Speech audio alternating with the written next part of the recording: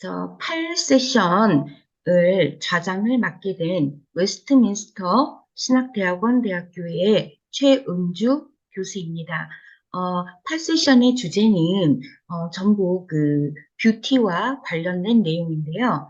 뷰티에는 그 예전에 비해서 7세션에서도 이야기했듯이 학문적으로 좀 세분화되어지고 있는 중이고요. 그리고 또 산업 자체도 좀 더 세분화되고 있습니다. 그러니까 예전에는 헤어, 피부, 뭐 메이크업, 네일 뭐 이렇게 네 가지가 대표적이고 NCS도 그 네 가지를 중심으로 돼 있었다면 요즘은 거기에서 뭐 두피라든지 반영구라든지 네일 아트도 또한 문제성 손발톱이라든지 이런 식으로 전부 세그멘테이션 마켓이라고 우리가 얘기를 하는데 그렇게 시장이 세분화되어지고 있는 중입니다. 그래서 그러한 앞으로의 전망, 그래서 세분화되어지고 전문화되어지는 뷰티 인더스트리의 미래에 대해서 논의하는 그러한 시간이 되도록 하겠습니다. 네, 먼저 첫 번째 발표는 김정미 교수님께서 해주시겠습니다. 예, 마이크 넘깁니다.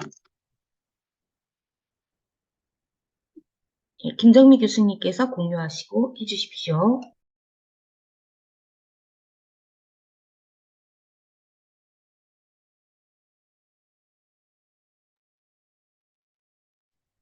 네, 안녕하십니까. 한국열린사이버대학교 김정민 교수입니다. 제가 발표할 주제는 뷰티샵 서비스 품질 및 커뮤니케이션이 제 방문 의도에 미치는 영향이라는 주제를 가지고 발표하도록 하겠습니다. 먼저 목차로는 서론과 그리고 연구 모형 및 방법, 그리고 실증 분석, 그리고 결론, 그리고 Q&A로 진행하도록 하겠습니다.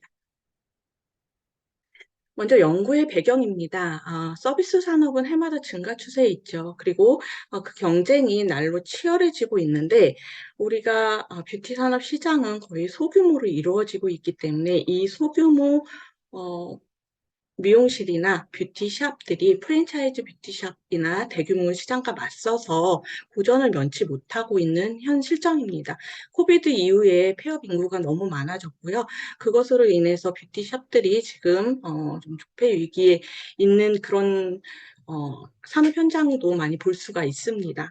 해마다 늘어나고 있는 뷰티 산업 시장에서 차별적인 우위를 가지려면 고객의 요구가 필요로 하는 것이 무엇인지 먼저 파악을 대처해야 되고 고객이 뷰티샵 방문했을 때 가장 중요하게 생각하는 부분을 파악해야 된다는 관점에서 연구를 시작하게 되었습니다.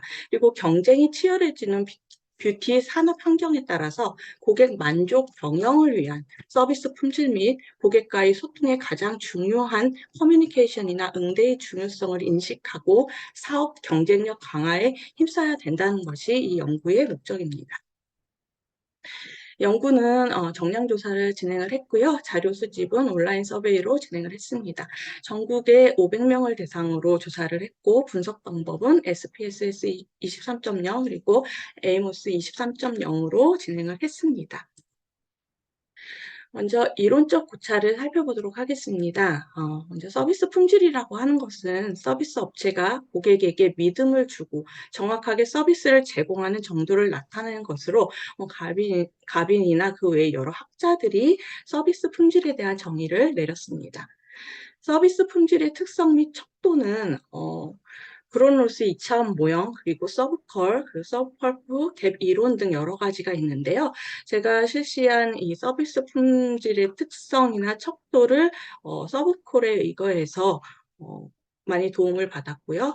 또한 국내 서비스 품질 측정 도구로는 KCSI, NCSI 등 여러 가지가 있는데요. 여기서 KSSQI라는 한국표준협회와 서울대학교 경영연구소가 우리나라 서비스 산업과 소비자의 특성을 반영해서 공동 개발한 서비스 품질 모델로 저희 이 연구 논문도 측정 도구를 이것에 반영해서 만들었습니다.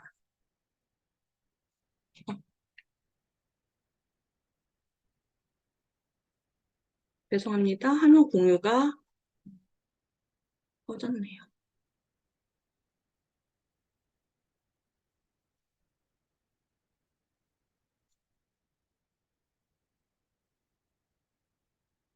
네.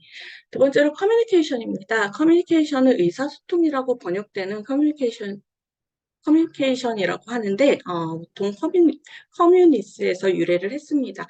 커뮤니케이션을 하였다는 말은 메시지 송신자와 수신자가 같은 의미를 공유하게 되었다는 의미죠. 그래서 언어적 커뮤니케이션과 비언어적 커뮤니케이션으로 나누고 있습니다.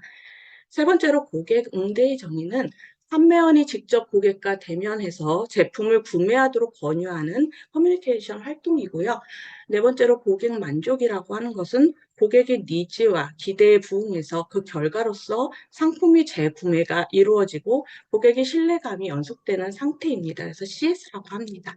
마지막으로 재방문 의도는 서비스를 경험한 후에 종사원이 서비스와 상품에 대해서 만족해서 주변의 친지나 가까운 사람들에게 구전 활동을 하고 그 이후로 다시 방문하려는 고객의 의도를 보고 있습니다. 네 번째로 선행 연구와의 차별성을 볼 수 있는데 본 연구의 초점 측면에서 서비스 품질을 분류한 후에 커뮤니케이션 및 고객 응대의 매개 변이를 통해서 모형을 했다는 점이 기존 연구들과 좀 다른 점이고요. 연구의 접근 방식 측면에서는 기존 연구들이 여행사나 병원, 금융 등 서비스 품질에 따른 만족도가 연구를 주로 이룬 반면에 비해서 저희는 뷰티샵 중심으로 해서 연구를 접근했다는 점에서 구분이 됩니다. 기존 연구에서는 뷰티샵 특성에 따른 분류가 많지는 않았지만 본 연구에서는 구조화된 모형의 뷰티샵별 특성을 고려해서 다중 집단 분석을 실시했습니다. 연구의 목적은 뷰티샵 이용 고객들을 대상으로 뷰티샵의 서비스 품질과 고객과 커뮤니케이션 응대, 그리고 재방문 의도와의 관계에 대해 규명을 했고요. 그리고 뷰티샵 경영에 있어 효과적인 고객관리 방안을 제시하는 데 목적을 두고 있습니다.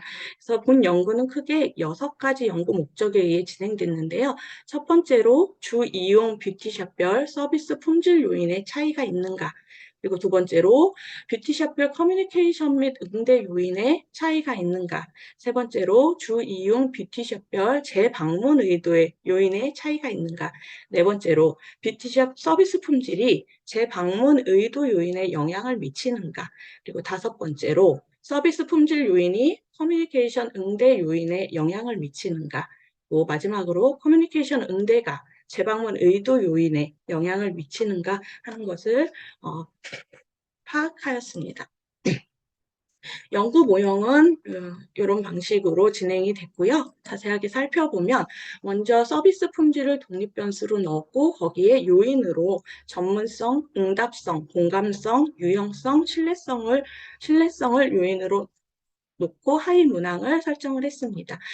종속 변수로는 재방문 의도를 놓았고요. 그리고 매개 변수로는 커뮤니케이션 및 응대의 소통형, 협력형, 고객 응대로 나누어서 알아보았습니다. 그리고 조절 변수로 주의용 뷰티샵을 헤어 미용, 네일 미용, 피부 미용, 메이크업으로 나누어서 측정하였습니다. 전산 처리는 SPSS 23.0, 에이모스 23.0을 이용했고요. 유의도 수준은 P-밸류로 진행을 했습니다. 그리고 빈도 분석, 교차 분석, 요인 분석, 분산 분석, 구조 방정식 등의 통계 방법으로 분석 처리를 하였습니다. 네, 다음은 결과입니다. 먼저 인구 통계학적 특성에서 성별은 모두 여자로 구성을 했습니다. 그리고 연령은 30대가 45.0%로 가장 많았고요. 최종 학력은 대학 재학이나 졸업자가 64.5%로 가장 많았습니다. 그리고 직업으로는 사무직 여성이 가장 많았고요. 월 평균 소득은 200만 원에서 300만 원 미만 사이에 인구가 가장 많았습니다. 그리고 월 방문 횟수로는 1회 이하가 230명, 그리고 이사회 이하가 225명으로 고르게 분포하고 있었습니다. 첫 번째 주 이용 뷰티샵별 재방문 의도 결정 요인에 대해서 알아봤는데요. 인구 통계학적 변인의 차이가 존재하는지 살펴보기 위해서 교차 분석을 실시했고요. 연령, 월평균, 소득, 월평균 방문 횟수에 따라서 주 이용 뷰티샵의 차이가 있는 것으로 나타났습니다. 그래서 연령에 따른 주 이용 뷰티샵의 분석 결과 20대 이하는 메이크업이 가장 많았고요. 30대는 네일이 가장 많았고요. 40대 이상의 경우에는 헤어 미용이 헤어 미용과 피부 미용이 가장 많은 것으로 나타났습니다. 그리고 월 평균 소득에 따른 주용 뷰티샵에 대한 분석 결과로 200만 원 미만의 경우는 메이크업이 가장 많았고 200에서 300만 원 미만의 경우는 헤어 미용이, 그리고 300에서 400만 원 미만 경우는 헤어 미용과 네일 미용이 고르게 나타났고요.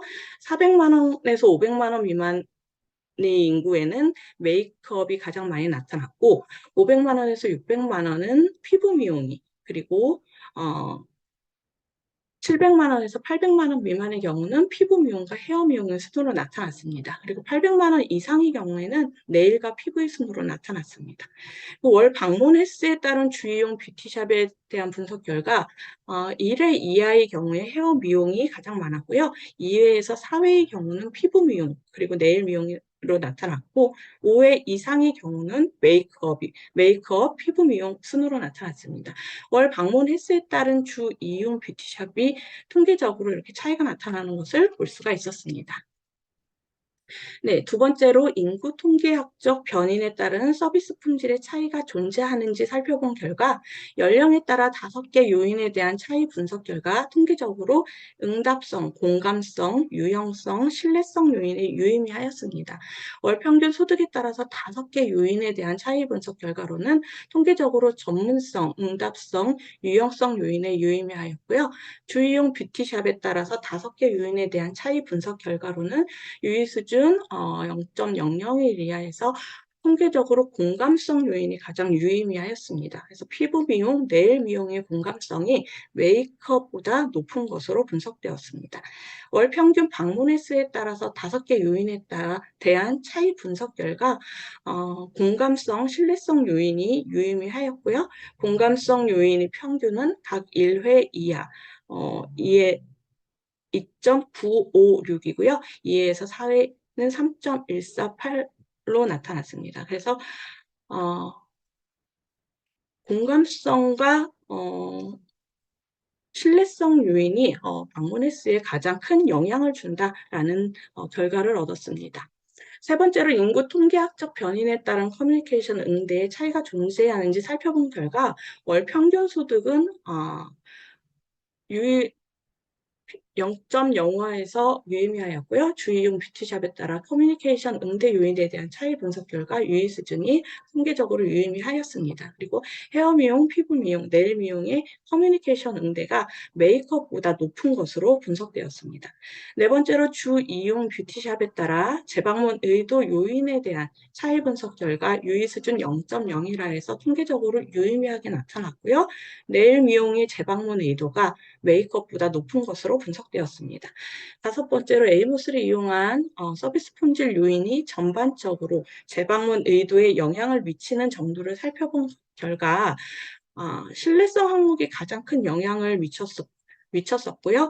응답성, 공감성, 유용성, 전문성은 재방문 의도에 직접적으로 영향을 미치지 않은 것으로 나타났습니다. 그 이후 매개 효과 검증을 통해서 이것이 서비스 품질에서 신뢰성을 제외한 유용성, 공감성, 응답성, 전문성 요인은 커뮤니케이션 응대 요인을 거쳐 재방문 요인에 완전 매개를 가지고 있는 것으로 나타났습니다. 주의용 뷰티샵별로는 헤어 미용의 경우에 응답성, 그리고 전문성이 커뮤니케이션 응대에 통계적으로 유의하였고요. 커뮤니케이션 응대 신뢰성이 재방문 의도에 통계적으로 유의하였습니다. 그리고 네일 미용의 경우에는 응답성, 공감성, 유용성이 커뮤니케이션 응대에 유의하였고요. 피부 미용의 경우에는 응답성, 공감성, 전문성이 커뮤니케이션 응대에 유의하였으며 커뮤니케이션 응대가 재방문 의도에 유의하였습니다. 메이크업 경우에는 응답, 공감, 유형, 전문성이 커뮤니케이션 및 응대에 유의하였고 커뮤니케이션 및 응대가 재방문 의도에 유의하였습니다. 본 연구 결과 서비스 품질 중 신뢰성을 제외하고는 직접적으로 재방문 의도에 영향을 미치지는 않았습니다. 그러나 이에 커뮤니케이션 응대가 완전 매개로 작용을 할 때 그 재방문 의도에 영향을 미치는 것을 확인할 수 있었습니다.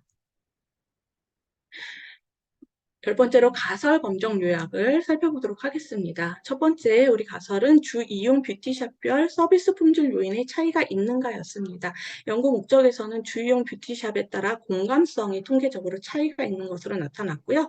공감성 요인에서 주 이용 뷰티샵이 네일 미용의 경우 평균이 헤어, 피부, 메이크업보다 높은 것으로 나타났습니다.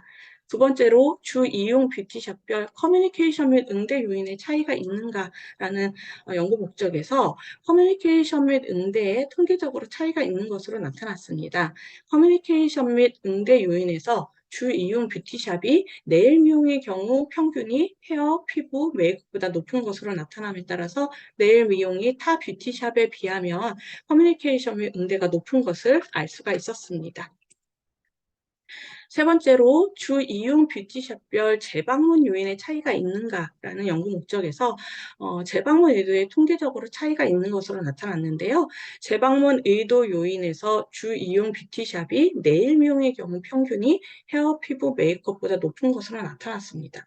그리고 네 번째, 뷰티샵 서비스 품질이 재방문 의도 요인에 영향을 미치는가라는 것에서는 서비스 품질을 응답성, 공감성, 유용성, 신뢰성, 전문성의 하위 요인으로 나누었고 재방문 의도와 영향 관계를 분석할 결과 서비스 품질에서는 신뢰성만이 재방문 의도에 직접적으로 영향을 미치는 것으로 나타났습니다.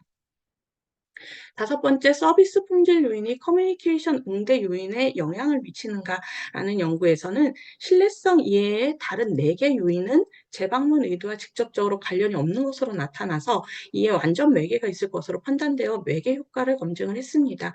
그래서 커뮤니케이션 응대가 재방문 요인에 영향을 미치는가라는 연구에서 커뮤니케이션 응대의 매개 효과 검증 결과 서비스 품질에서 신뢰성을 제외한 유용성, 공감성, 응답성, 전문성 요인 모두가 커뮤니케이션 응대 요인을 거쳐 재방문 의도 요인의 완전 매개를 가지고 있는 것으로 나타났습니다. 그래서 통계적으로 유의미하게 나타났습니다. 예, 결론 및 시사점입니다. 본 연구에서는 앞선 선행 연구와 차이점으로는 서비스 품질 중 신뢰성을 제외한 4가지 요인은 재방문 의도와는 영향이 없는 것으로 나타났습니다. 그래서 이는 기존의 많은 연구와는 다른 결과로 나타났고요. 커뮤니케이션 응대의 완전 매개 역할이 중요성을 알 수가 있었습니다. 최근 뷰티샵 경영을 위해서 서비스 품질에 비중을 두고 있는 경우가 많으나 서비스 품질이 재방문 의도와 바로 연결되지 못하는 것으로 나타났기에 이에 뷰티샵의 특성상 고객과 종사원의 커뮤니케이션이 매우 중요한 것을 알 수가 있었습니다. 그래서 오늘날 뷰티 서비스 업체를 방문하는 고객은 다양한 욕구를 가지고 있고 보다 섬세한 배려를 기울여서 고객 만족을 이끌어내는 것이 경쟁력이 되고 이것이 향후 뷰티 산업체의 경쟁력 강화에 좀 시사점으로 제시를 할 수가 있을 것 같습니다. 마지막으로 연구의 한계점 및 제언입니다. 첫 번째로는 지금 본 연구는 뷰티샵을 자주 방문하는 여성을 대상으로 연구를 하였습니다. 그래서 이에 요즘 남성의 미적 수준도 높아졌기 때문에 남성을 대상으로 뷰티샵 재방문 의도에 대한 연구가 필요할 것으로 보이고요. 두 번째로는 연령별로 20대에서 40, 50대까지 여성분을 대상으로 조사를 했는데 더욱 다양한 연령층, 특히 노인층 뷰티샵 방문에 대한 요구에 대한 것들을 알아볼 필요가 있다라는 한계점을 말씀드릴 수 있겠습니다. 그리고 마지막으로 뷰티샵의 마케팅 방안에 대한 세분화된 교육 시스템을 만드는 연구가 필요할 것으로 보입니다. 그래서 이에 재방문 의도에 대한 연구를 바탕으로 해서 향후 연구에서는 뷰티 경영에 필요한 교육 연구가 진행되어야 하겠다는 제언을 드리면서 마치도록 하겠습니다. 감사합니다. 네, 화면 공유 꺼주시면 감사하겠습니다. 네. 예, 아, 잘 들었습니다. 예, 서비스 품질과 우리 그 뷰티 산업하고의 그 관련성에 대한 연구는 많은 것으로 제가 알고 있지만 그 결과가 기존에 있는 결과와는 좀 상이하게 정말로 실질적으로 저희가 피부로 느끼는 것이 그대로 연구 결과로 나타난 것 같습니다.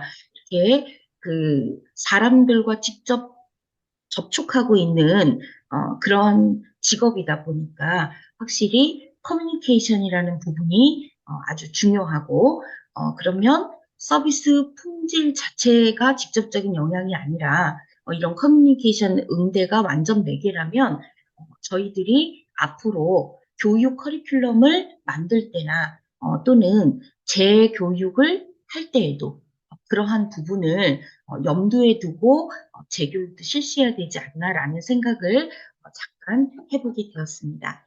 예, 전체적인 질의 응답은 세 분의 발표가 끝난 다음에 하기로 했으므로 이어서 염윤정 박사님의 교수님의 발표를 하고자 합니다.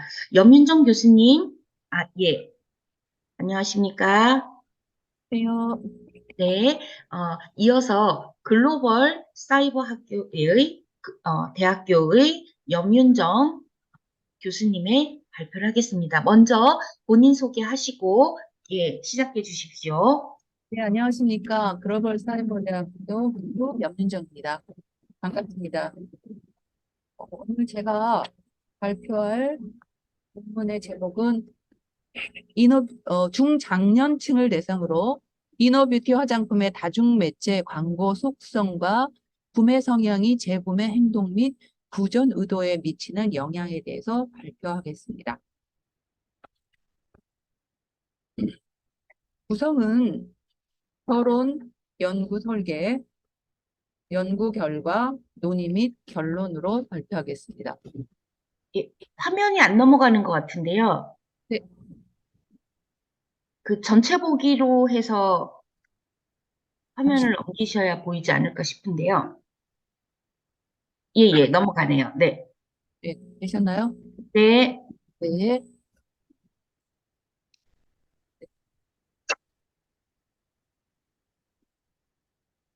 자, 서론 부분입니다. 자, 연구의 배경에 대해서 현대 사회는 고령화되면서부터 그 항로에 많은 관심을 기울이기 시작을 했습니다. 그래서 그 많은 화장품과 건강식품을 구매하는 소비자들이 늘어나고 있는데요. 그럼으로써 뷰티 시장은 그 다양한 기능성 화장품이 출시되고 있고 더 나아가서는 그 먹는 화장품이라는 컨셉으로 이너 뷰티 화장품의 종류하고 양이 점점 늘어나고 있습니다. 그래서 이에 적절한 제품 및 마케팅 방향 수립을 통해서 시장을 확대해가는 전략이 요구되는 상황이었기 때문에 이 논문을 연구하게 되었습니다. 연구의 목적입니다. 자, 이 연구의 목적은 이를 위해서 40에서 64세의 중장년층을 연구 대상으로 하여서 이너 뷰티 화장품과 관련한 기술적 특성에 대한 데이터를 수집하였고요. 선행 연구를 고찰하여서 재구매 행동과 구전 의도에 영향을 미치는 요인으로 이너뷰티 화장품의 다중매체 광고 속성과 구매 성향을 설정하였으며 재구매 행동이 다중매체 광고 속성과 구매 성향을 매개하여 구전 의도에 영향을 미치는 관계를 분석하였습니다.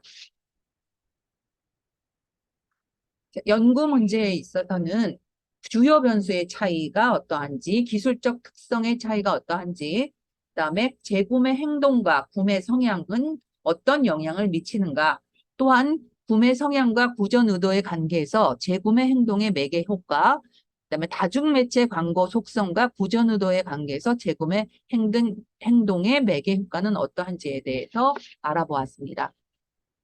연구 범위와 방법에서는 제1장은 서론으로 하였고 2장에서는 연구 설계이며 제3장은 실증 분석을 하였습니다. 측정 도구의 요인 분석을 위해서 타당도와 신뢰도를 검증하였습니다. 그리고 주요 변수의 기술 통계량을 분석하였는데요. 교차 분석과 분산 분석, 상관 분석, 다증 회계 분석, 잠재 계층 분석으로 진행하였습니다. 제4장은 결론으로 논의 및 결론, 제언과 연구 제한점으로 서술하였습니다. 연구 설계입니다.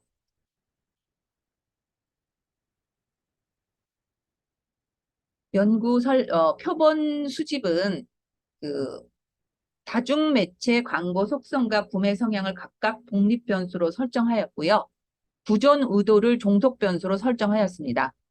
독립 변수와 종속 변수를 연결하는 매개 변수로는 재구매 행동을 설정하였고요. 그 일반 상황으로서는 성별, 거주 지역, 연령대, 교육 수준, 직업, 월 소득, 단골 헤어 미용실, 유무 등으로 구성하였습니다. 분석에 활용할 자료는 죄송합니다. 2022년 8월 10일부터 8월 25일까지 성인 남성과 여성을 대상으로 조사를 실시하였고요. 접수된 설문은 455부가 수집되었는데요. 이 중에서 중장년층 남성과 여성으로 유효한 데이터는 401부였습니다. 조사 설문지 구성입니다.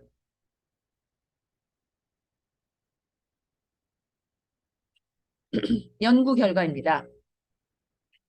요인 분석 결과인데요. 이너뷰티 화장품의 광고 속성은 5개 요인으로 분류되었습니다.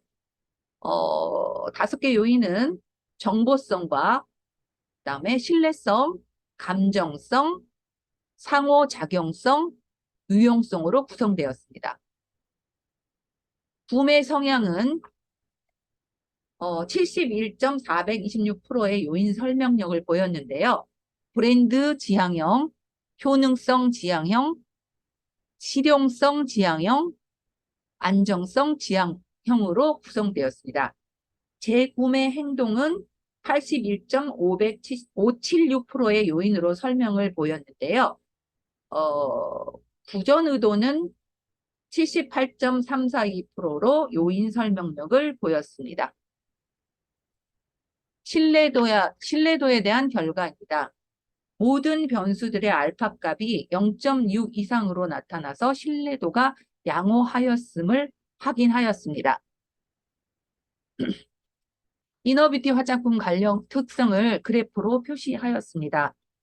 주성분인지, 이너뷰티 제품 섭취 기간, 이너뷰티 제품의 종류수, 현재의 섭취수, 섭취 효과성, 이너뷰티 한 달의 가격을 적정하게 표시하였으며 이너뷰티 제품의 월 평균 지출, 이너뷰티 제품의 섭취 기간, 섭취하는 이유, 그리고 사용법 및 주의사항 체크 여부, 미용적인 고민에 대하여 조사해 보았습니다.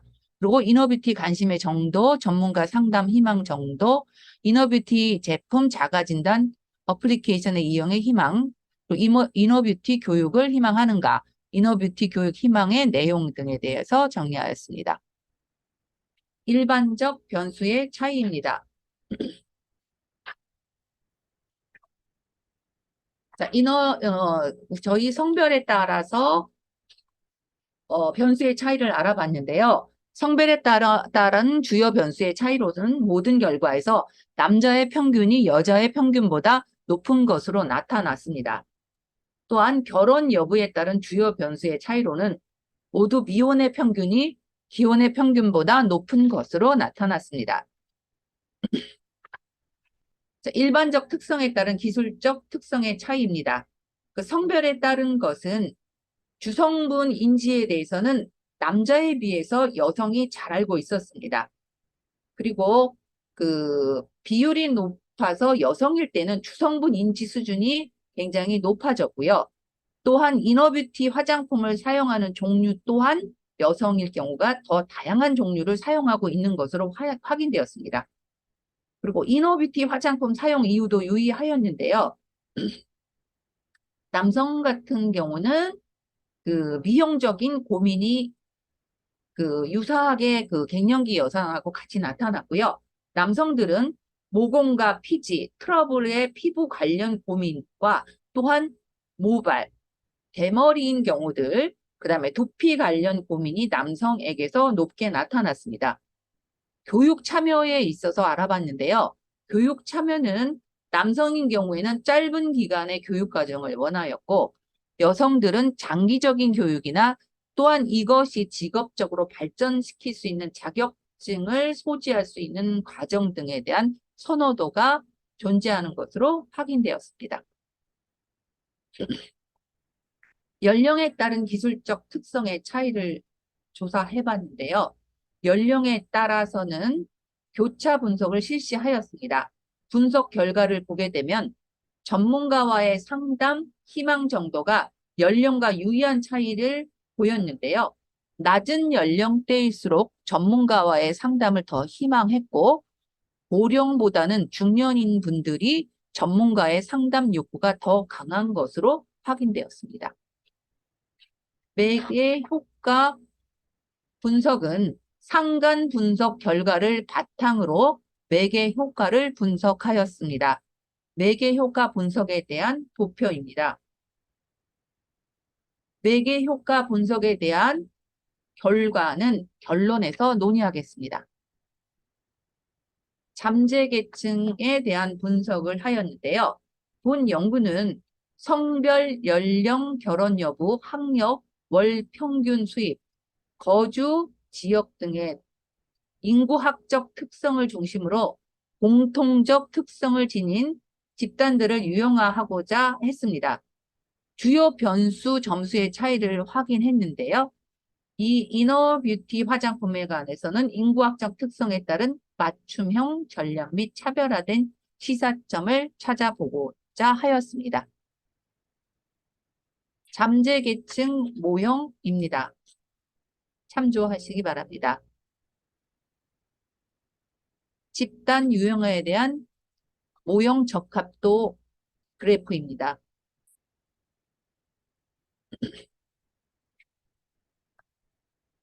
자, 집단 구분에 따른 인구학적 특성인데요.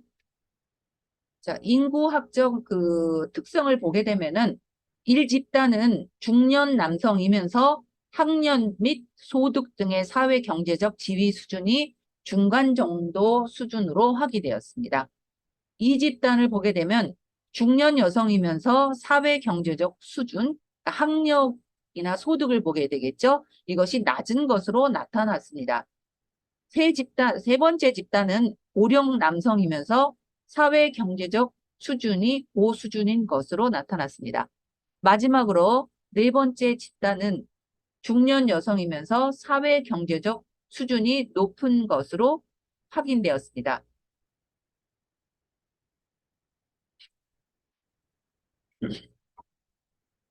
자, 잠재계층 집단에 따른 주요 변수의 차이를 봤는데요. 경제력으로나 나이나 성별 등으로 구분한 네 집단의 차이는 있었습니다. 그래서 주요 변수에 대한 점수가 대부분 남성에게서 높게 나타났으며 여성의 경우에는 사회 경제적 저수준일 때 주요 변수의 점수들이 모두 높은 것으로 나타났습니다. 논의 및 결론입니다. 자, 논의를 보게 되면 첫 번째, 많은 사람들이 경제적인 부담을 줄이고 이너뷰티 화장품을 구매할 수 있으려면 한국의 자생식물을 이용한 원료 절감을 하던가 또한 생산 비용 절감으로 인해서 대량 생산들을 통해서 저가의 공급도 고려해야 할 것으로 보입니다. 두 번째, 중장년층도 젊은 층과 마찬가지로 외모에 관심이 높았습니다. 미용과 건강을 동시에 챙길 수 있는 이중 또는 다중 효능의 제품을 개발할 필요가 있다고 봅니다. 세 번째, 중장년층은 굉장히 사용법에 대해서 신중했는데요. 신중하다 보니까 전문가의 상담을 받기를 원하였고 또한 더 나아가서는 교육도 받기를 원하였습니다. 네 번째, 주로 미혼인 분들이 시간과 경제적인 상황에서 여유가 있었습니다. 자신을 위해서 투자해 볼 수 있는 여력이 아무래도 기혼보다는 미혼한테 여력이 더 있다는 것을 알 수 있었습니다. 다섯 번째입니다. 다섯 번째는 남성들이 여성에 대해서 주성분의 인지 수준이 더 높았습니다. 그래서 이너뷰티 화장품을 사용하는 종류 역시 여성일 경우는 더 다양한 종류를 사용하고 있는 것으로는 확인이 되었습니다. 여섯 번째, 낮은 연령대일수록 전문가와의 상담을 더 희망하였고요. 고령보다는 중년이신 분들이 전문가하고의 상담 욕구가 더 강한 것으로 확인되었습니다. 일곱 번째입니다. 일곱 번째는 어떤 브랜드, 좋은 브랜드보다는 효능이나 가격 등에 굉장히 관심이 많았습니다. 대기업이 아니더라도 군소 화장품이나 또한 식품회사에서도 효능이 좋다고 하면은 실용적인 면을 더 중시한 제품을 출시를 한다던가 또는 그러한 특성을 강조하는 광고를 한다면 이 이너뷰티 화장품이 더한 경쟁력이 있을 것으로 기대됩니다. 여덟 번째입니다. 다중매체 광고 속성의 하위 요인은 모두 구전 의도에 유의한 영향을 미쳤습니다. 그래서 그 중에서도 감정성과 상호작용성, 그리고 유형성은 구전 의도의 관계에서 재구매 행동의 매개 효과가 유의하게 나타났으므로 우리가 더욱 이런 구전 의도에 대해서 더욱 주목해야 한다고 생각합니다. 아홉 번째입니다. 아홉 번째는 잠재적 계층 분석을 위해서 집단을 구분한 결과를 봤을 때 1집단은 중년 남성이면서 학력 및 소득 등의 사회경제적 지위 수준이 중간 수준 정도로 확인되었습니다. 2집단은 중년 여성이면서 사회경제적 수준이 낮은 것으로 나타났습니다. 세 번째 집단은 고령 남성이면서 사회경제적 수준이 고수준인 것으로 나타났습니다. 마지막 집단은요, 중년 여성이면서 사회경제적 수준이 높은 것으로 확인되었습니다.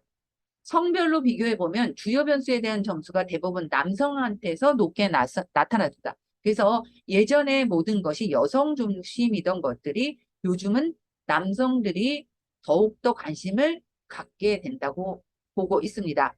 여성의 경우에서는요, 사회경제적이 오히려 저수준일 때 주요 변수의 점수들이 모두 높은 것으로 나타났습니다. 결론을 보면 본 연구는 뷰티 산업 연구자로서 이너뷰티 화장품에 대한 올바른 정보와 개념을 제공해서 소비자의 선택과 니즈를 충족시키고자 하였으며 중장년층의 이너뷰티 화장품 소비자들에게 다중매체 광고 속성의 변인들이 재구매와 구전 의도를 영향을 미칠 것이라는 점과 중장년층의 구매 성향이 어떠한 역할을 하는지를 중심으로 분석 검증하였으며 이러한 결과 논의가 미용 산업체의 발전과 이너뷰티 화장품의 마케팅 전략의 기초 자료를 제공하는 데 기여하기를 기대하면서 제가 이 논문을 하였습니다. 본 연구는 결과 논의를 바탕으로 다음과 같이 재현하고자 합니다. 첫 번째, 본 연구에서는 다중매체의 광고 속성을 연구하였는데요. TV와 SNS 차이에 대해서는 알 수가 없었습니다. 따라서 후속 연구에서는 매체별로 비교하는 연구를 진행할 필요가 있었습니다. 두 번째, 본 연구에서는 잠재 계층 분석을 실시하였는데요. 잠재 프로파일 분석을 추후 진행한다면 좀 더 다양한 잠재적 변수를 찾아내어 기존의 변수로 밝히지 못한 관계성을 찾을 수 있을 것으로 기대됩니다. 세 번째, 다중매체 광고 속성이 구전 의도에 미치는 영향관계에서 재구매 행동을 매개 변수로 투입하였으나 구매 성향의 수준에 따라서 재구매 행동이나 구전 의도에 미치는 영향이 달라질 수가 있었습니다.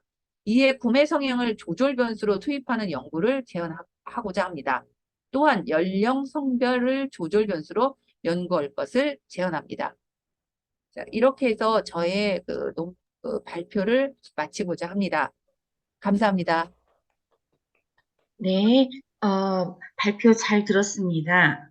예, 다중 집단 분석을 하심으로써, 예, 기존에 인위적으로 우리가 나눠놨던 그런 집단 간의 차이뿐만 아니라, 실질적으로 응답한 그 사람들을 다시 한번 해쳐 모여를 하여서 그들 안에서 인과학적 특성으로 집단을 새로 분류했다라는 게 굉장히 좀 흥미로운 내용이었다라고 생각을 했습니다. 그래서 이 8주제에 세분화되고 전문화된 그러한 뷰티 시장이라는 주제와 아주 적합한 발표였다고 생각을 합니다. 예, 시간이 좀 많이 흘렀는데요. 세 번째 그 발표자는 황유정 선생님인데, 아까 오전에 그 연락이 왔는데, 갑작스러운 사정이 생겨서, 저에게 그 발표에 대해서 이제 부탁을 좀 하셨습니다.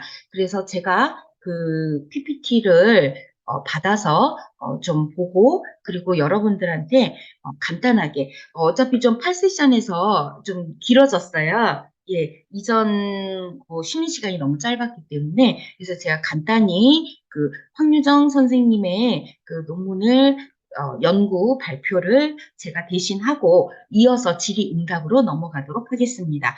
예, 화면 공유하겠습니다.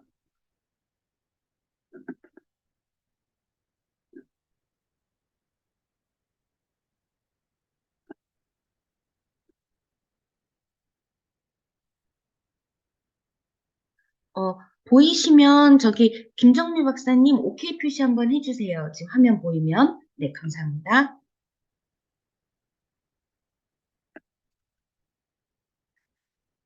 벨라 아마존의 대표이신 그 황유정 선생님의 맞춤형 화장품의 선택 속성이 구매 의도에 미치는 영향, 지각된 천연 원료와 안전성 인식의 매개 효과를 중심으로라는 주제로 발표하겠습니다.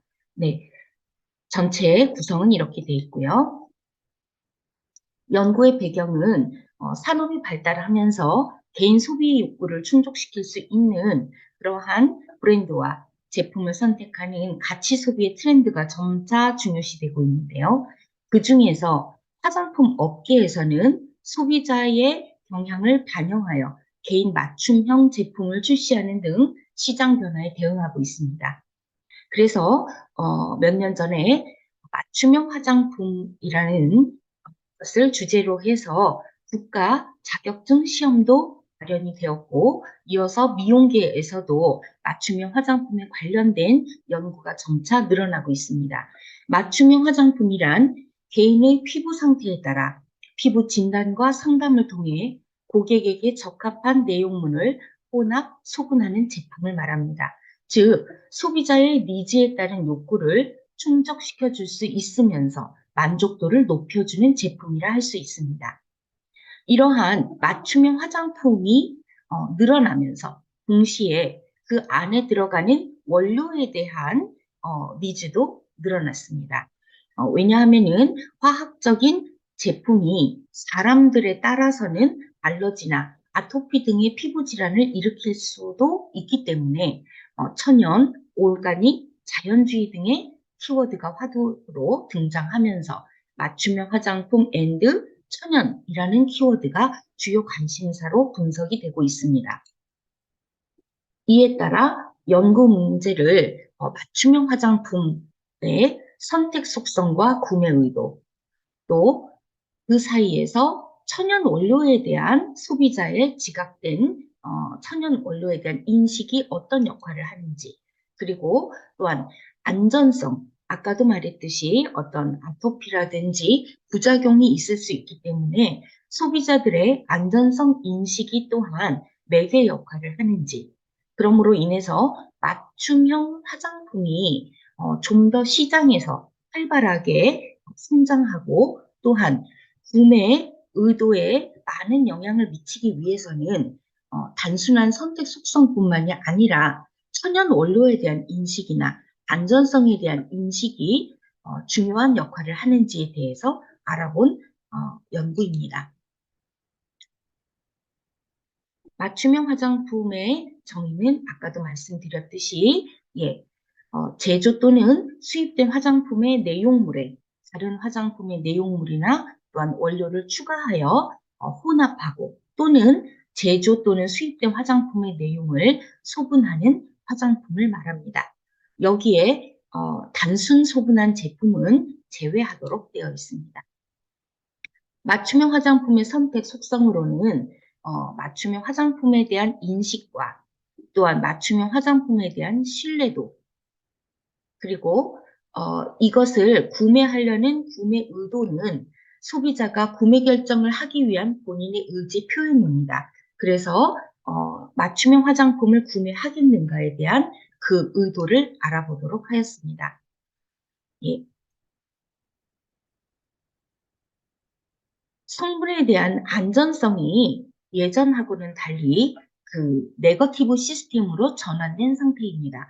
다시 말해서 화장품에 뭐뭐뭐를 집어넣어라 라고 했을 때에는 사용할 수 있는 원료가 한정됩니다. 그런데 현재는 사용하면 안 되는 원료만을 지정함으로써 좀 더 그 다양한 원료를 이용해서 화장품을 생산할 수 있는 시스템이 되었고요.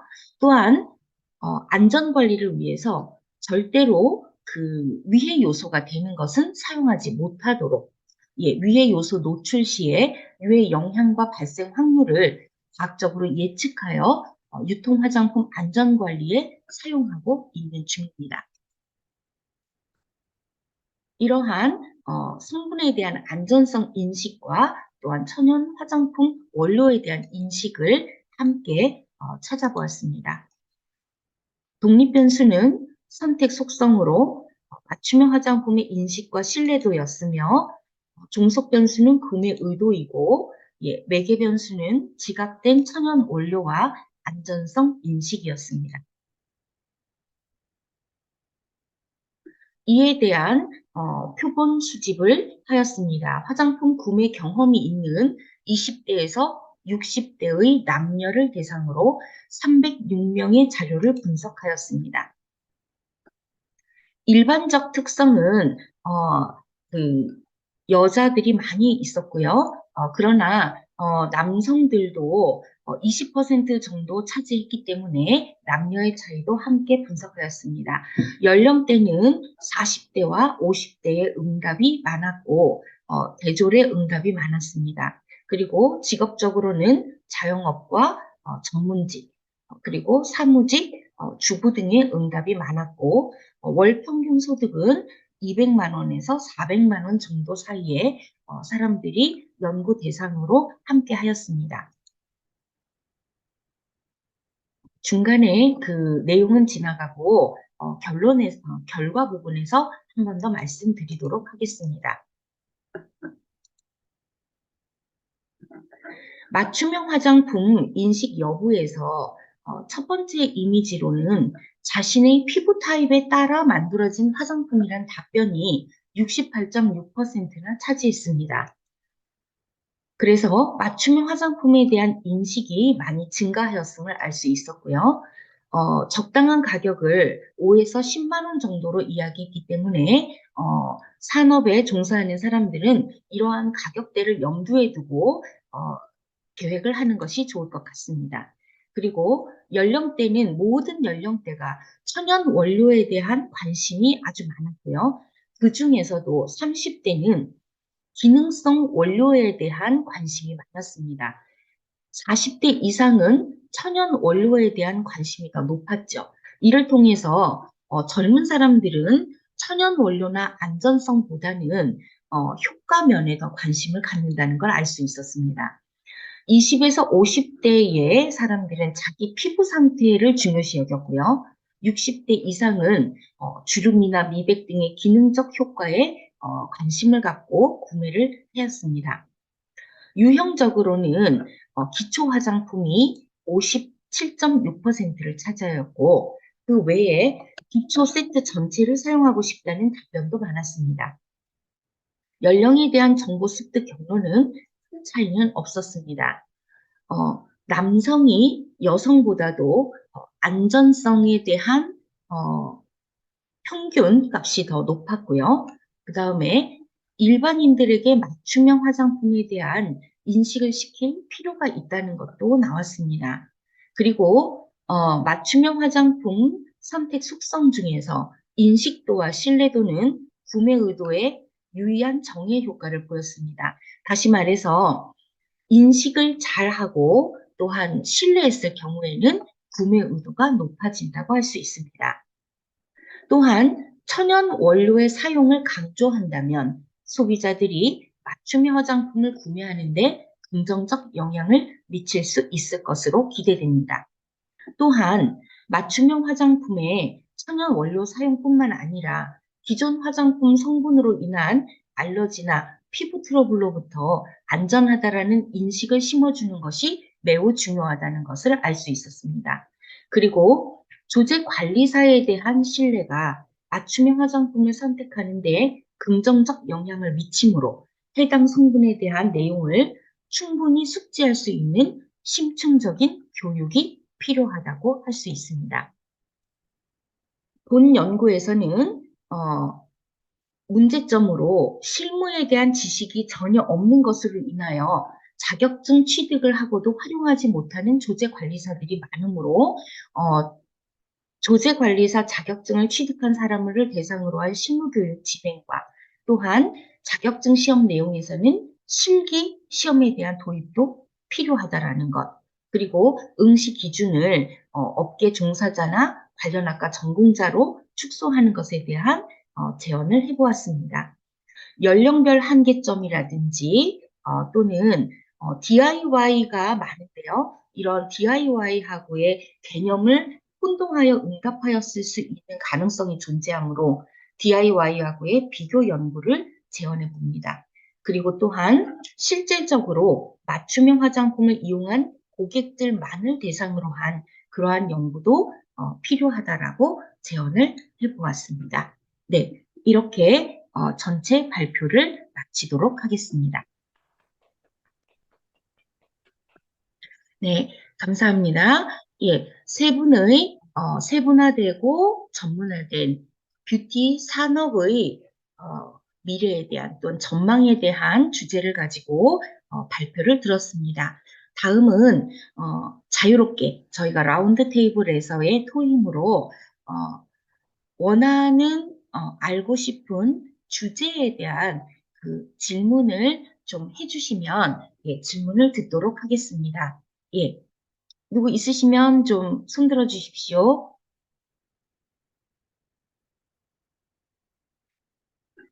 예, 김은숙 교수님,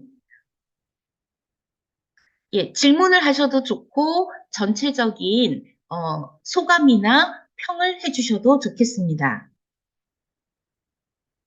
안녕하세요. 네, 석양대학교 김은숙입니다. 네, 저희가 지금 사회의 학회가 지금 시작됐는데, 오늘도 되게 좋은 주제를 가지고 발표하신 분들 너무 고생 많으셨습니다. 제가 일단 그 두 가지 정도의 질문을 좀 하고 싶은데요. 일단은 그 김정희 교수님이 발표했던 이제 서비스 품질 가지고 하셨던 분인데, 이건 제가 그냥 약간 궁금해서요. 그 서비스 품질 중에서 재방문이 주로 내일명이 되게 많이 하는 걸로 지금 나와 있었거든요.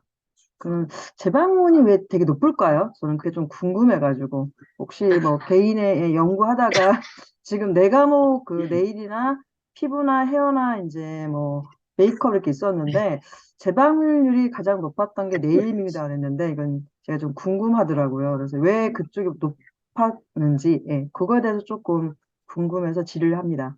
네, 안녕하세요. 음. 연구를 하다 보니 네일 미용이 가장 재방문이 많았던 이유는 네일 미용이 유지력이 가장 짧다. 그래서 재방문이 가장 많았고요. 헤어 미용 같은 경우는 보통 염색을 제외한 나머지 시술들은 2달에서 3달 정도 걸리기 때문에 2, 3개월에 한 번, 그리고 피부 미용 같은 경우는 꾸준히 하시는 분들의 제방은 좋아서 연령대가 40대 이상의 연령대들이 가장 많이 제방을 하는 걸로 나타났고, 그렇지 않은 다른 연령대에서는 피부 미용을 어떤 목적을 가지고 꾸준히 하는 것보다 특이한 상황이 발생하거나 아니면 어떤 기분 전환이나 그런 목적으로 하기 때문에 제방이 조금 더디게 일어났었던 것 같고요.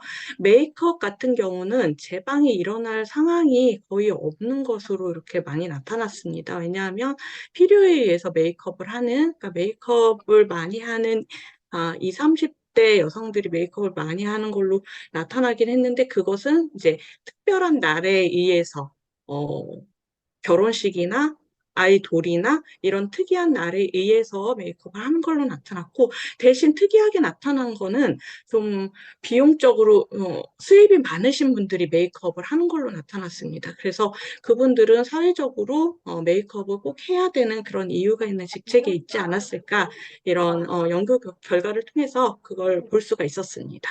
네, 음, 답변이 사, 됐을까요? 네. 네, 사실은 이제 제가 요즘에 궁금했던 게 네네, 이제 서비스 품질이 우리 미용 뷰티 산업 중에 되게 많은 논문을 쓰고 있잖아요. 네네, 일반적으로 이제 고객 입장으로 서비스를 되게 품질을 많이 썼는데 저는 이번에 이제 고객 불량 행동으로 인해서 오는 우리 그 서비스 품질 쪽에서의 그보다는 직원들의 이제 어떤 그런 감정 노동이나 이런 쪽을 이제 제 논문을 좀 하고 있는 중인데 이제 요게 나와서 궁금했던 거였고요.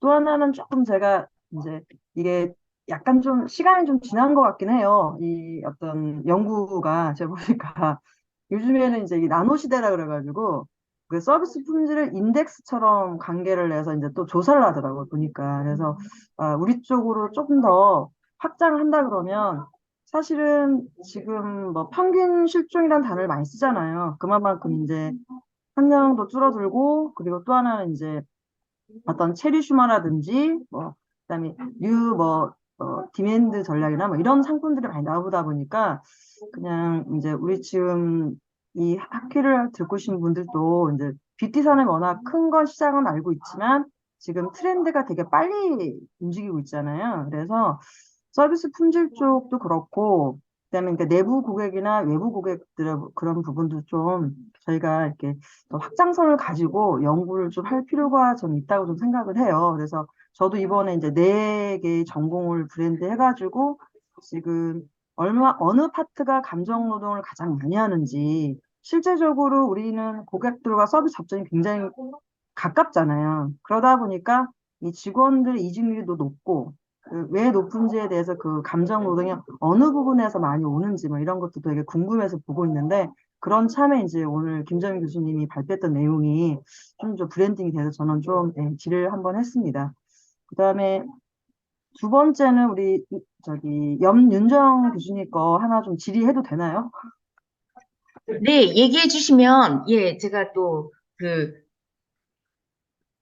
하겠습니다. 괜찮을까요? 예, 아, 예, 네네. 예, 해주세요. 네네. 아, 네.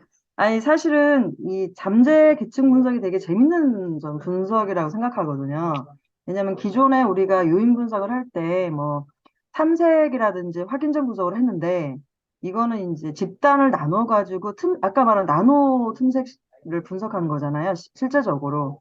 그런 분석은 진짜 좀 우리 특히 이 뷰티 쪽에서는 그렇게 잠재 분석을 좀 할 필요가 있다고 생각을 해요. 근데 되게 어려워요, 얘가. 이게 기존에 그런 뭐랄까 사람을 중심으로 하는 그런 분석이다 보니까 이게 아주 힘든 분석이라고 저는 생각을 해요. 그래서 거기에 되게 높은 평가를 좀 하고 싶고 근데 이제 아까 내용을 들어보니까 이제 그 남성은 되게 높게 나오는데 여성 쪽에서는 그 저 수준일 되게 높다고 얘기를 했어요. 이너뷰티가요. 근데 특히 이제 이너뷰티는 지금 저도 되게 궁금한 키워드거든요. 그래서 이제 왜냐하면 지금 이런 그 바이오 쪽도 그렇고 화장품도 그렇고 이너뷰티를 안 하는 사업이 없어요. 특히 뭐 이제 모 회사도 뭐 장과 피부 뭐 이런 쪽으로도 되게 이너뷰티를 많이 그러니까 피부랑 연관 짓는 산업이 되게 많고 예전에는 그냥 먹는 거다 그럼 이거를 갖다가 이제 내면에 있는 거를 뷰티를 세운다면 지금 내면이 외면까지 오는 뷰티를 지금 넘어가는 중이기 때문에 이너뷰티는 굉장히 중요하거든요. 특히 아까 그 구매 성향이라든지 그다음에 그런 매체 속성에 따라서 바뀔 수도 있고 그다음에 또 하나는 이제 재구매라든지 구전 의도도 바뀔 수 있는데 사실 이 먹는 거는 구전 의도가 굉장히 크거든요. 왜냐하면 내가 먹었더니 괜찮더라. 너도 먹어볼래? 뭐 이런 지금 상황이거든요. 그렇게 되면 아까 이 연구가 앞으로 더 확장성을 가지고 있는 저는 논문이라 생각을 하거든요. 저도 관심도 많고. 근데 아까 그 중에 하나가 여성이 왜 저 수준일 때 이게 왜 높을까? 저는 그게 조금 좀 질의를 좀 하고 싶어요. 그 연구자분한테. 예, 그게 좀 궁금했어요. 네, 제가, 네. 잠깐 얘기 드리고, 예, 또 염정, 교수님한테 이제 마이크를 넘기도록 하겠습니다. 지금 이제 저희가 나온 이 잠재적 계층 분석이라는 것 자체가 아까 훅 지나가기는 했는데, 뭘로 나눴냐면은, 예, 예, 나누기를, 소득하고요. 예, 예. 그다음에 그들의 학력, 아하, 네, 그다음에 성별, 그러한 거를 음. 같이 해서 나눴습니다. 네네네. 그러니까 이제 어떻게 되냐면은 결혼을 했느냐, 안 했느냐, 음. 그다음에 학력이 높냐, 낮냐, 또는 음. 중간 정도이냐, 음. 그다음에 소득이 저수준이냐, 고수준이냐, 음. 중간 소득이냐, 그다음에 음. 거주지가 비수도권이냐, 또는 수도권이냐 해서 음. 5가지 이상, 그러니까 6개의 그 일반적 특성을 가지고 음. 비슷한 대답을 한 사람들끼리 묶었습니다. 묶였군요. 예, 아, 그렇게 되니까 그렇게 묶고 나서 4개의 집단이 나타났는데 그 4개의 집단이 원래 이게 정말 수도 없이 여러 번 헤쳐 모여 하면서 공통점을 찾는데요. 그쵸. 어떻게 묶여졌냐면 중년 남성이면서 동시에 중산층인 사람, 예, 뭐 학력이나 또는 이런 돈이나 이런 게 나이 같은 게 중년 남성인데 중산층인 팀이 있었고요. 두 번째는 사회적으로 이런 학력이나 또는 금액 같은 게 저수준인데 그러면서 동시에 중년 여성이 있었고 세 번째 집단이 사회적으로나 경제적으로나 학력으로나 모든 게 다 높으면서 나이가 많으신 고령 남성이 있었습니다. 그 다음에 네 번째가 중년 여성인데 사회적, 경제적으로 다 고수준인 사람들이 있었죠. 그래서 그 고수준인 사람들은 좀 그 뭐라 그럴까 이렇게 모든 거에 너무 의심이 많으시더라고요. 그, 그 모든 거에다 의심을 가서 굉장히 그 까다로운 저희가 있었습니다. 예, 그래서 이렇게 한 4개의 집단으로 나눈 거에 대해서 제가 좀 부연 설명을 해드렸고요. 예, 지금 김은석 교수님께서 질문하셨던 중년 여성이면서 동시에 사회적인 학력이나 또는 경제적인 수준이 낮은 저수준인 사람들이 왜 이 건강식품에 관심이 많고 구매를 많이 하려고 하는지 그거에 대해서는 실제 연구자인 연민정 교수님한테 답변을 부탁드립니다.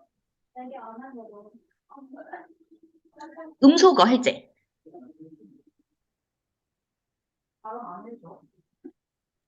네, 네, 들리시죠? 네. 제가 이걸 조사를 하면서 오히려 경제적인 수준이 높고 고학력자인 분들이 더 관심이 많을 거라고 생각을 해서, 제가 수집을 해봤는데, 오히려, 그러니까 정보력에 대한 부분인 것 같아요.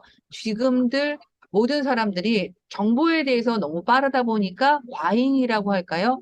오히려 더 그 정보에 대해서 빨리 익숙해지면서 사람들이 의심이 많이 생기는 것 같아요. 그것이 학력에 대한 부분인 것 같습니다. 그래서 학력이 높으신 분들일수록 여자분들 같은 경우에는 오히려 의심이 더 많았고, 오히려 이 고학년이 아닌 저학력인 분들이 대려 이 구전 의도에 의해서 신뢰도가 더 높았던 것 같습니다. 그래서 어떤 그 구전 의도에 의해서 그것이 좋더라고 했을 때 더 신뢰도가 있었고 오히려 고학년인 여성분들은 신뢰도를 믿는 것이 아니라 정보력을 더 믿고 있었더라고요. 그래서 본인들이 실질적으로 더 알아보고 거기에 대해서 그러다 보니까 또 반면 그 남성들이 고학력인 분들은 그런 그 대중적으로 그 정보성에 대한 신뢰와 대중 매체들에 대한 구전에 의한 그 뭐 신뢰도가 더 훨씬 컸던 거라고 생각을 합니다. 그래서 전체적으로 봤을 때 고학력이면서 그 경제적인 수준이 높은 남성분들이 구매력이 더 높았고 여성의 경우에는 저학력이면서도 경제 수준이 조금 중산층인 분들이 대려 건강에 대한 선호도가 더 높았던 것으로 결과가 나왔었습니다. 그렇게 되면은 아까 지금 여기 논문이 되게 복잡하더라고요. 그 네. 최 교수님 보니까 매체 특성의 하위 요인으로도 얘를 보고 구매 성향을 가지고도 또 재구매 구조도 보니까 되게 복잡한 논문인데 결론은 아까 말씀하신 것처럼 이제 저도 아까 그 재원해 보니까 이제 이 구매 성향을 조절 효과로 봐도 좀 재밌겠더라고요, 사실은. 근데 이 잠재 의식을 보면 잠재 그 계층 구성을 보니까 아까 그 일반적 특성이 굉장히 이게 어떻게 보면은 마케팅의 그 키워드가 될 수 있을 것 같아요. 예, 예. 그래서 그 분류별로 해서 이런 이너비티를 하고 싶은 사람들은 이런 걸 대상으로 해가지고 좀 더 어떤 그 뭐랄까 성향에 따라서 얘를 어떤 홍보나 이런 것들이 조금 다를 수 있을 것 같긴 해요. 그죠? 아, 되게 예, 요 이너비티 내용은 되게 좀 흥미로웠어요. 사실 아까, 예, 예. 그래서 그런 부분도 되게 궁금했는데, 네. 감사합니다. 또 정확한 답을 주셔가지고 정보력이 맞을 것 같아요. 예. 그냥 감은요. 어떤, 최 교수님도 역시 대단하시네요. 이렇게 좀 독특한 내용을 가지고 하시는 게 쉽지 않으신데. 예, 예. 아유, 칭찬해 주셔서 또 네, 감사하고, 네, 예, 또한, 예, 연유정 교수님이랑, 감사합니다, 교수님. 예, 아니요, 제가 질의를 너무 많이 했죠. 아니, 고생하셨습니다. 예, 저 감사합니다. 하나 물어보고 싶은 거 있는데 물어봐도 돼요? 시간 많이 네네, 지났죠? 네네. 그래도 저기 한 네, 번 더, 예, 질문해 주시면, 예, 네, 요까지 하고 마무리 네. 드립니다. 예. 아니, 이렇게 저는 이렇게 학문적인 거 여쭤보려고 한 거 아니고요. 연민정 선생님이 아까 얘기했잖아요. 이너뷰티 화장품의 구전 효과, 이렇게 얘기하셨는데, 이너뷰티 화장품을 연구하신 이유가 있으실 것 같아요. 관심 가졌던 이유가 있을 것 같아서, 부전 효과를 만약에 전달하신다면 분명히 이너뷰티 화장품을 써보고 이 제목을 정하지 않았을까라는 생각이 저는 들어서 네네. 예, 그러면 이너뷰티 화장품 써본 것 중에서 이렇게 브랜드 이름은 얘기하면 안 될 것 같은데 어찌됐든 효과 본 부분이 있다면 뭐, 그거 부전 효과를 한번 해볼게요. 네네. 제가 생각하는 이너뷰티 화장품이라는 거는 이제 아름다움이 내부로부터 만들어지는 화장품이라는 의미를 갖고 있거든요. 이너뷰티 화장품은. 근데 이 최근에는 기능성을 지닌 식품이나 제품들이 되게 다양화되면서부터 그 화장품하고 식품과의 의료의 영역이 굉장히 모호해지고 있는 것 같아요. 그래서 제가 이제 이너뷰티 화장품 정의를 다시 한번 정해야 될 때라고 생각을 해서 이거를 이제 논문을 쓰게 됐는데요.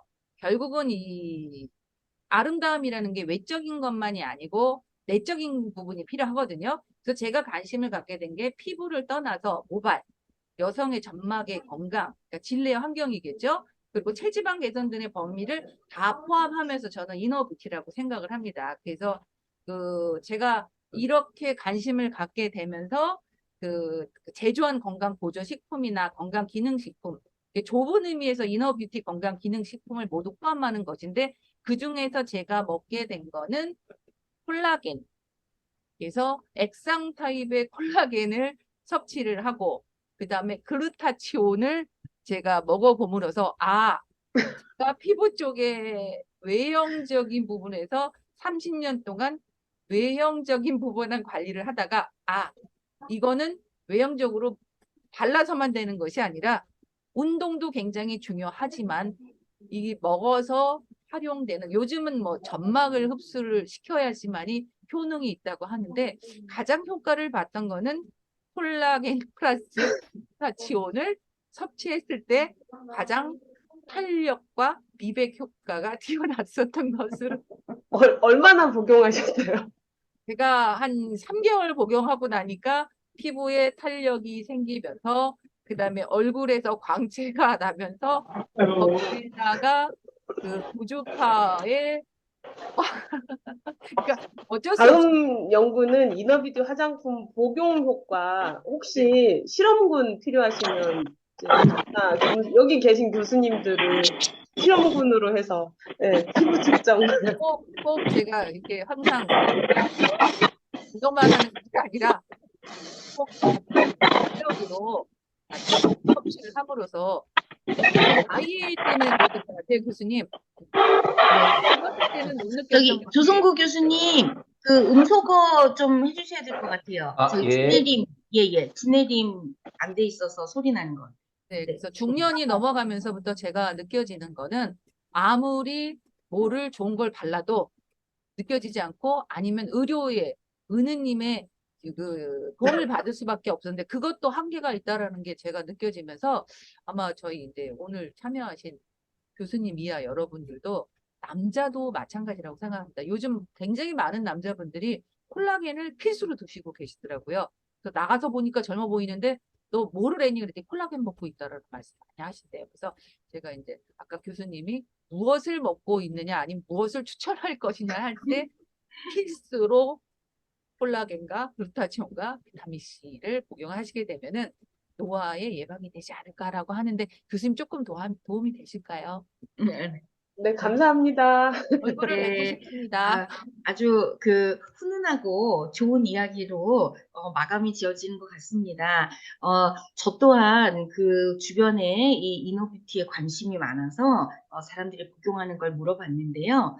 보통 우리 피부가 다시 리턴되는 주기, 어떤 혈관이라든지 또는 뭐 손톱, 발톱도 마찬가지죠.